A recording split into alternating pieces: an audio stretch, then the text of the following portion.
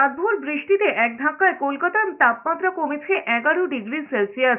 আলিপুর আবহাওয়া দফতর জানিয়েছে, চলতি সপ্তাহে শনিবার পর্যন্ত দক্ষিণবঙ্গের বিভিন্ন জেলাতে ঝড় বৃষ্টির সম্ভাবনা থাকছে। তার মধ্যে শুক্রবার ঝড় বৃষ্টির সম্ভাবনা বেশি নদিয়া, বীরভূম, মুর্শিদাবাদ, 2 চব্বিশ পরগনা। সঙ্গে ঘন্টায় 50 থেকে 60 কিলোমিটার বেগে ঝোড়ো হাওয়া বইতে পারে। উত্তরবঙ্গের বিভিন্ন জেলাতেও ঝড় বৃষ্টির পূর্বাভাস রয়েছে। ঘূর্ণাবর্তের প্রভাবে বঙ্গোপসাগর থেকে প্রচুর জলীয় বাষ্প গাঙ্গেয় বঙ্গের পরিমণ্ডলে ঢুকছে। তার ফলে ঝড় বৃষ্টির অনুকূল পরিস্থিতি তৈরি হচ্ছে। তবে তীব্র শুষ্ক দহনের ফলে বহু জায়গায় আনাজ চাষের ক্ষতি হয়েছিল।